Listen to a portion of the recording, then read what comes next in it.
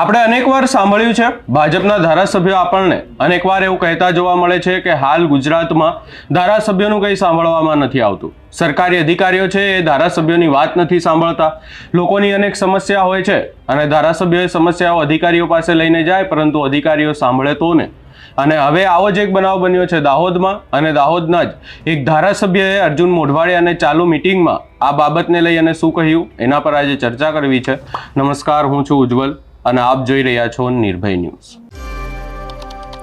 મંત્રી અર્જુન મોઢવાડિયા દાહોદના પ્રભારી મંત્રી પણ છે અને અર્જુન મોઢવાડિયા દાહોદની મુલાકાતે હતા. ત્યારે તેમની મિટિંગ હતી અને એ મિટિંગમાં બચુ ખાબડ, મંત્રી રમેશ કટારા, ત્યાંના સાંસદ જસવંત ભાભોર, બધા જ તમામ લોકો હાજર હતા, પરંતુ કોઈ પણ વાતનો પ્રશ્ન ન ઉઠાવ્યો.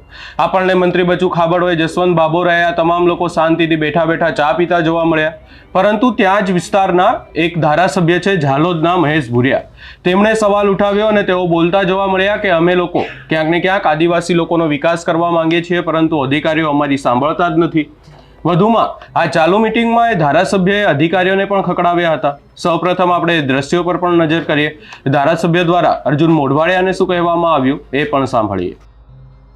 જીઓ ટેકિંગના બરેજી સોઇલ ટેસ્ટિંગના જીઓલોજીસ્ટ કરીને અમારી જમીન તૈયાર તો પણ કુવા નહીં આપ્યા. જિલ્લા વિકાસ અધિકારીની મનસ્વી રીતે 12,000 કુવા આપી દીધા. તો એ કુવા માટે અમે એને પાસે પ્રશ્ન કર્યો નથી. મોબાઈલ પાછા હમણાં 5,000 કુવા એક મહિનામાં આપી દીધા. માત્ર ને માત્ર મહાત્મા ગાંધી રાષ્ટ્રીય રોજગાર યોજના અધિકારીએ એની ગુડબુકમાં, સરકારશ્રીની ગુડબુકમાં કામગીરીમાં હું પ્રથમ નંબરે છું. સારી કામગીરી આ રીતે અબજો કરોડો રૂપિયા આપી દીધા અને એનજીઓ મારફત કામ કરે છે. આજે અમારો ગરીબ માણસ, જેને ગરીબાઈ શું કે છે, જેના ઘરે ગરીબાઈ આવે એને ગરીબાઈની ખબર પડે, જેને ગરીબાઈ જીવનમાં દેખી નથી એને ગરીબાઈની શું ખબર પડે. હું પોતે આદિવાસી ખેડૂત છું, ધરતીનો ખેડૂત છું, મોટો ખેડૂત છું. મારા લોકો કઈ રીતે જીવન ગુજારે છે, કઈ રીતે રોજગારી મેળવે છે, અને સવારથી સાંજ સુધી મા બાપના પેટના ફાળો પૂરવા દર ભટકે છે, મજૂરી કરે અને સાંજે સૂકો રોટલો ને મરચું ખવડાવીને મા બાપને સુડાવે. એ દિવસોમાં દેખેલા જે સમાજમાંથી આવું છું અને એનું અમલવારી થતી. પ્રભારી મંત્રી સાહેબને કીધું, પ્રભારી મંત્રી સાહેબ વાત કરો ટાઈમમાં થોડું પરિવર્તન ચેન્જ થઈ ગયું. તો આનું કશું નથી અને ડીડીઓ કોઈ મિટિંગમાં આવતો પણ નથી, ખાલી આવતા સાપ્તાહમાં રહે છે અને અમને કોઈ જાતનો સંકલન પણ નથી ધારાસભ્યનો. ધારાસભ્ય એટલે કઈ બાજુ મુલામ છે. ધારાસભ્ય અમે પણ 3.5 લાખ પ્રજાના પ્રતિનિધિ છે. કશું નહીં સાહેબ, કશું સમન્વય બેઠક નથી થતી. નહીં, સંકલન વસ્તુ અલગ છે, કામનું રિવ્યુ બેઠક વસ્તુ અલગ છે. આયોજનના કામોનું વર્કિંગ, એની મેનેજમેન્ટ, એની ચર્ચા અને સમન્વય થવું જોઈએ. માન્ય કલેક્ટર સાહેબ, એ સમન્વય થતું નથી. માન્ય સંસદ સભ્ય સાહેબને, માન્ય મંત્રી સાહેબને બ્રીફ કરવાથી કામ થવાનું નથી. દાહોદ જિલ્લો ગરીબ છેવાડાનો જિલ્લો છે, ટ્રાઇબલ જિલ્લો છે અને સરકાર, ભારત સરકાર રાજ્ય અનેકવિધ યોજનાઓ નાખે છે અને યોજનાઓ થકી ગરીબોનો વિકાસ માટે ગ્રાન્ટો આપે છે. અન્ય અલગ એડે ગ્રાન્ટ આવે છે. આપણે એવું કરીએ એના માટે અને મનરેગા માટે એવું કરશું. આજે ડીડીઓ રજા ઉપર છે. માન્ય મંત્રી સાહેબ, માન્ય પ્રભારી સાહેબ એવું છે, અધિકારીઓને એવું છે, અધિકારી શાસન ચલાવે છે. ધારાસભ્યનો કોઈ પ્રોટોકોલ પણ ચલાવતા નથી.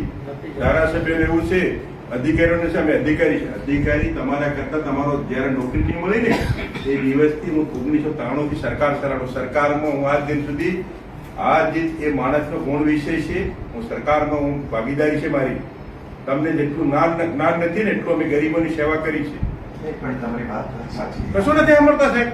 હું એમ કહું છું એના માટે સોલ્યુશન તમે ડીઆરડીએ ને સાથે રાખી જિલ્લા પંચાયતના સંબંધિત અધિકારીઓ અને સાહેબ 3 વર્ષથી હું ધારાસભ્ય દિશાની બેઠક, માન્ય સંસદ સભ્યનો ચેરમેન છે, માન્ય ડીડીઓશ્રીનો સભ્ય સચિવ છે. દિશાની બેઠક હોય 15 દિવસ પહેલા સ્થાનિક ધારાસભ્ય હોય, જિલ્લા પંચાયત પ્રમુખ હોય, પ્રભારી મંત્રી સાહેબ હોય, બધાનું સંકલન સમન્વય કરી અને પછી દિશાની બેઠક બોલાવી છે અને વિસ્તારથી દિશાની બેઠકમાં ચર્ચા થઈ જાય તો શર્ટ ટ્રેન પર 10 મિનિટમાં ખેલ ખતમ. દાહોદ હતો ત્યાંથી તો પાછળ નિષેકલા ક્રમાંકે જઈ રહ્યો અને ખાલી પેપર વર્ક દાહોદ આટલું સાહેબ નહીં ચાલે. દિશાની મીટિંગ તો આપણે થવાની છે.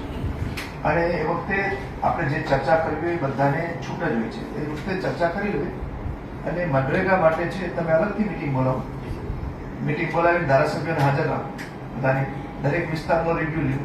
પહેલા એમની પાસેથી સૂચનો માંગી લો કે શું કરવાનું છે. કારણ કે આપણે સામાન્ય રીતે તો એવું છે ગ્રામ સભા નક્કી કરે પછી જ આપણે એનું કરતા હોઈએ છીએ. અરબારી સાહેબ અધિકારીએ ધારાસભ્ય કદાચ બોલાય તો વાત કરો, અમને હજી તો ઓળખતા નથી. ડીઆરડી નિયામક અમને અમારા દ્વારા હજી તો એક બેઠક નથી કરી. ને પણ કરશે. હવે તમે તારીખ નક્કી આજે જ કરી લેજો. આજે તારીખ નક્કી કરી અને તમને ધારાસભ્યોને એને સંબંધિત અધિકારીઓ અને તાલુકા પંચાયતના પ્રમુખને હાજર રાખો, કારણ કે એમાં તાલુકા પંચાયત આવતા હોય છે, એને રાખો અને એના સૂચનો પહેલાથી માગી લો કે તમારા સૂચનો એ આપો અને પછી આપણે નક્કી માન્ય કરો. પ્રભારી સાહેબ આ પ્રશ્નો ઉભા થવાનું કારણ આ અધિકારી જ છે. અધિકારીને પદાધિકારીનો સમન્વય ન જળવાય તો દિન પ્રતિદિન પ્રશ્નો ઉભા થવાના છે. પ્રશ્ન હલ કરવાને બદલે અધિકારીઓ જ પ્રશ્ન ઉભા કરે. અધિકારીઓ જ આપણે એવું છે કે આપણે સંકલન રાખીને આપણે કરવાનું છે, આપણે ઇન્શ્યોર કરવાનું છે, આપણે જનપ્રતિનિધિ છીએ એટલે એમના સૂચનો પ્રમાણે જ આપણે કરવાનું કે ભાઈ આપણે આ પ્રમાણે કામ કરવાનું છે. તો સૂચનો પહેલેથી મગાવી લો. 15 કે 20 દિવસ પછી ફરી પાછી મીટિંગ રાખો. મીટિંગ રાખીને કરી લેવાનું આપણે જે કરવાનું. હવે 1 મિનિટ પછી હું જરાક વાત પૂરી કરી લઉં પછી વારાફરતી બધા રહે. એટલે ક્યાંક ને ક્યાંક અહીંયા સમસ્યા તો એ જ છે કે સરકારી અધિકારીઓ ધારાસભ્યોનું નથી સાંભળતા. ધારાસભ્યોને જો લોકો રજૂઆત કરવા જાય તો લોકોનું નથી સાંભળતા. એટલે આ સિસ્ટમ કઈ રીતે કામ કરે છે એ સમજવું હાલ ઘણું અઘરું છે. પરંતુ લોકોને હાલ ગુજરાતમાં અનેક તકલીફો છે, અનેક સમસ્યાઓ છે. એ વાતને લઈ અને સરકાર પાસે એમને આશા હોય છે. લોકોને ક્યાંક એવું હોય કે સરકાર અમારું સાંભળશે, પરંતુ સરકારના અધિકારીઓમાં, સરકારી તંત્રમાં જ, આખા તંત્રમાં ધારાસભ્યોનું નથી સાંભળવામાં આવતું, કાં તો અધિકારીઓનું નથી સાંભળવા આવતું. આ સમગ્ર બાબતે આપનું શું અભિપ્રાય છે એ અમને કમેન્ટ કરી જરૂર જણાવશો. અમારી ચેનલ નિર્ભય ન્યૂઝને લાઇક, શેર, સબસ્ક્રાઇબ કરવાનું ભૂલશો નહીં.